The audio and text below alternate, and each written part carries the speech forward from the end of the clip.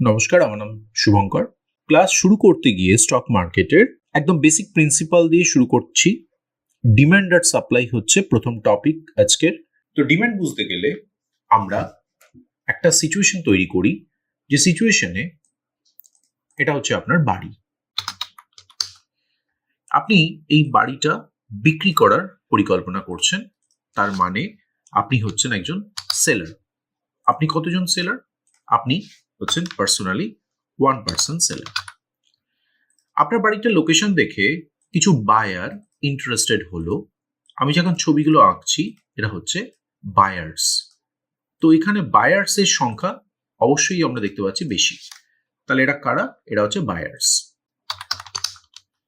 তো বায়ার্স এর সংখ্যা মোর দেন সেলার বলতে পারি। তো বায়ার্স যদি মোর দেন সেলার হয় সেক্ষেত্রে কিরকম সিচুয়েশন হয় আমরা এক এক করে দেখি। সাপোজ আপনি বাড়িটা করার সময় দাম রেখেছেন 50 লাখ রুপিস। তারপরে বাড়িটির লোকেশন দেখে পছন্দ হওয়ার ফলে এই বায়াররা ইন্টারেস্টেড হয়েছে এবং প্রথম বায়ার দাম দিয়েছে সাপোজ 52 লাখ রুপিস, তারপরের বায়ার দাম দিয়েছে 54 লাখ রুপিস অ্যান্ড তারপরের বায়ার দাম দিয়েছে সাপোজ 55 লাখ রুপিস। এবং যেহেতু এই বায়ার সব থেকে বেশি দাম দিয়েছে, তাহলে আপনি আপনার বাড়িটাকে এই বায়ারকে বিক্রি করলেন, অর্থাৎ আপনি বাড়িটাকে বেচে দিলেন। এই পুরো সিচুয়েশনে আমরা দুটো জিনিস দেখতে পেলাম। একটা হচ্ছে বায়ারের সংখ্যা মোর দ্যান সেলার, এবং আরেকটা জিনিস আমরা দেখতে পেলাম যে সেক্ষেত্রে প্রাইসটা নিচ থেকে ওপর দিকে ট্রাভেল করলো। অর্থাৎ ফার্স্ট প্রাইসটা কত ছিল? 50 লাখ, তারপরে প্রাইসটা কত হলো? 52 লাখ, তারপরে একটা আস্তে আস্তে 55 লাখ অব্দি পৌঁছলো। তো এই সিচুয়েশনটাকে বলা হচ্ছে ডিম্যান্ড। তাহলে আমরা ডিম্যান্ড বলতে কি বুঝবো? আমরা ডিম্যান্ড বলতে বুঝবো বায়ার যখন কিনতে চায় আর বায়ারের সংখ্যা যদি যখন সেলারের থেকে বেশি হয় সেক্ষেত্রে কি হয়? প্রাইসটা নিচ থেকে ওপর দিকে বাড়তে থাকে, অর্থাৎ ডিম্যান্ড সিচুয়েশন আমরা পেলাম। এবার আমরা এই সিচুয়েশনটাকে একটু পাল্টে দেব আর আমরা পড়বো সেলার সিচুয়েশন বা সাপ্লাই সিচুয়েশন। চলো দেখি সাপ্লাই জিনিসটা ব্যাপারটা কি। সাপ্লাই বলতে আমি একটা এক্সাম্পল আরেকবার দেব। সাপোজ দিস ইজ ইউ, মানে এবার আপনি হচ্ছেন বায়ার। আপনি কি গেছেন একটা জায়গায়, মার্কেটে গেছেন এবং সেখানে গিয়ে আপনি কিছু সেলারের কাছ থেকে কিছু জিনিস কিনতে গেছেন এবং সেই সেলাররা সবাই মিলে ফিশ সেল করছে।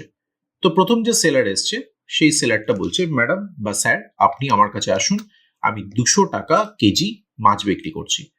পরের সেলারটা বলছে, না ম্যাডাম আপনি আমার কাছে আসুন, আমি 180 রুপিজে আপনাকে দিয়ে দেবো। পরের সেলারটা 170 রুপিস আপনার কাছে চার্জ করছে।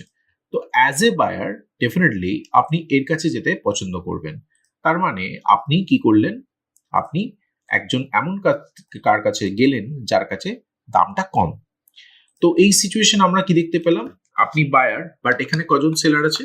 সেলার হচ্ছে এখানে মোর দেন 1, অর্থাৎ আমরা বলতে পারি seller number is more than buyer. তো সেলার যদি বায়ারের থেকে বেশি হয় তাহলে আমরা কতগুলো জিনিস অবজার্ভ করলাম। দাম কিন্তু কমে গেল, অর্থাৎ দামটা ফার্স্টে ছিল 200 টাকা, এখন সেটা হলো 170 টাকা। প্রাইস ফল করলো এবং সেই সিচুয়েশনটার কারণ হচ্ছে সাপ্লাই সিচুয়েশন, অর্থাৎ এই পুরো সিচুয়েশনটার নাম হচ্ছে সাপ্লাই। এই সাপ্লাইতে কি হয়? সাপ্লাইতে হয় সেলার অলওয়েজ মোর দেন বায়ার থাকে, বেচতে তারা খুব আগ্রহী হয় এবং তারা ডেসপারেট হয়ে যায় বেচার জন্য, তাই তারা দাম কমিয়ে আনতে চায়। আর আমরা দেখতে পাচ্ছি যে বায়ারের সংখ্যা সত্যি সত্যি সেলার থেকে কম। তাহলে এই সিচুয়েশনটার নাম হচ্ছে সাপ্লাই সিচুয়েশন। তাহলে আমরা কি সিচুয়েশন পেলাম? ডিমান্ড ভার্সেস সাপ্লাই সিচুয়েশন বুঝলাম।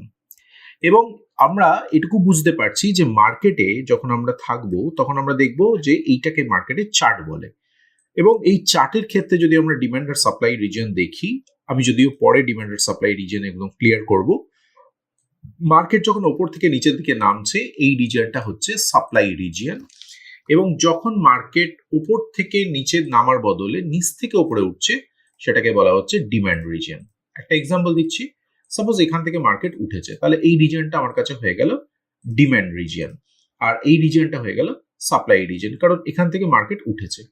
যাই হোক, এই পুরো সিচুয়েশনটা আমরা ফার্দার আলোচনা করব। প্রথমে আমরা ডিমান্ড আর সাপ্লাই কাকে বলে বুঝলাম। নেক্সট টপিক আমাদের হচ্ছে এলটিপি বুঝবো আমরা কাকে বলে। এলটিপি, এলটিপির ফুল ফর্ম হচ্ছে লাস্ট ট্রেডেড প্রাইস। এবার হোয়াট ইজ এলটিপি এটা বোঝার জন্য আমরা আবার একটা সিচুয়েশন ক্রিয়েট করব, যেখানে আপনি একটা জামা কিনতে গেছেন, যে জামাটার প্রাইস হচ্ছে, একটা সেলার বলছে জামাটার প্রাইস হচ্ছে 2000 টাকা। অ্যাজ এ বায়ার আপনি তখন কি বললেন যে অত টাকায় আপনি কিনবেন না, ইউ আর দ্য বায়ার, তাহলে আপনারও কিছু দাম বলার অধিকার আছে। আপনি সেখানে দাম ধার্য করলেন 1000 টাকা। তখন সেলার সেই দামে এগ্রি হলো না, তখন সেলার বেচতে মরিয়া হয়ে গেছে, তখন সেলার একটু দামটা কমিয়ে 2000 থেকে দামটা কমে দিল 1800 টাকা। আপনি আরেকটু দামটা বাড়ালেন, বাড়িয়ে এটাকে 1000 টাকার বদলে আপনি করে দিলেন 1200 টাকা। এবার আপনারা যে একে অপরের দাম বাড়াচ্ছেন, দাম কমাচ্ছেন, এবং এটা যে আপনাদের দাম, তাহলে একটা জিনিস খেয়াল করুন, লিমিট প্রাইস কাকে বলে। সেলারদের লিমিট প্রাইস হচ্ছে, সেলার এই 2000 টাকা দাম দিয়েছিল, 1800 টাকা দাম দিয়েছিল, এই প্রাইসগুলো হচ্ছে সেলারের লিমিট প্রাইস। আর বায়ারের লিমিট প্রাইস কাকে বলে? বায়ারের লিমিট প্রাইস হচ্ছে এই 1000 টাকাটা, এই 1200 টাকাটা, এটা হচ্ছে বায়ারের লিমিট প্রাইস। তো লিমিট প্রাইস দেওয়া যেতেই পারে, কিন্তু লিমিট প্রাইসে কোনো রকম কোনো ট্রানজাকশন কিন্তু হয়নি। এর পরবর্তীকালে হঠাৎ করে সেলার বলল যে আপনি একটা কাজ করুন, আর কিছুই দরাদরি করবেন না, 1500 টাকা আমি বলছি, আপনি মালটা কিনে নিন। তো সেলার 2000 থেকে 1500 টাকায় মালটা নামালো দামটা।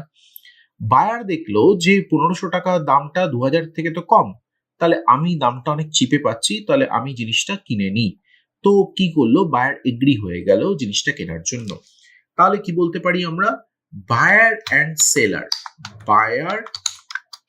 সেলার দুজনেই এগ্রিড হলো। ঠিক কিসের জন্য? দামটাকে দুজনেই এগ্রিড হলো এই জিনিসটাকে বেচা কেনার জন্য। সো এই প্রাইসটাকে আমরা বলবো এলটিপি, বা এলটিপির ফুল ফর্ম হচ্ছে লাস্ট ট্রেডেড প্রাইস, বলেই দিয়েছি। এই প্রাইসে পুরো জিনিসটা এক্সিকিউটেড হলো, ফলে এটা এক্সিকিউটেড প্রাইস। আর বলতে পারি একটা ভলিউম জেনারেট হলো। ভলিউম মানে কি? একটা ভলিউম মানে হচ্ছে 1 বাই প্লাস 1 সেল, অর্থাৎ এতগুলো ডেফিনেশন আমরা একসাথে পেলাম। কিন্তু খেয়াল করে দেখুন, 1500 টাকা দামটা কিন্তু সেলার দিয়েছিল, কিন্তু অবশেষে বায়ারও কিন্তু তাতে রাজি হয়েছিল। তো এলটিপি কাকে বলে? এলটিপি হচ্ছে সেই প্রাইসটা যে প্রাইসে সবাই রাজি হয় বেচা কেনার জন্য। সেই জন্য এলটিপিটা ডিফারেন্ট দেন এই ধরনের প্রাইসগুলো থেকে। আর এই 1500 টাকাতেই একটা সেল হলো আর একটা বাই হলো। তো যখন একটা ট্রানজাকশন কমপ্লিট হবে, আমরা বলতে পারি এখানে একটা ট্রানজাকশনও কমপ্লিট হয়েছে। ফলে একটা ট্রানজাকশন কমপ্লিট হওয়া মানে হচ্ছে একটা ভলিউম জেনারেট হওয়া, আর একটা ভলিউম জেনারেট মানে হচ্ছে 1 বাই প্লাস 1 সেল হওয়া। তো এর সাথেই ভিডিওটা শেষ করছি, আবার দেখা হবে নেক্সট ভিডিওতে অ্যানাদার টপিক নিয়ে।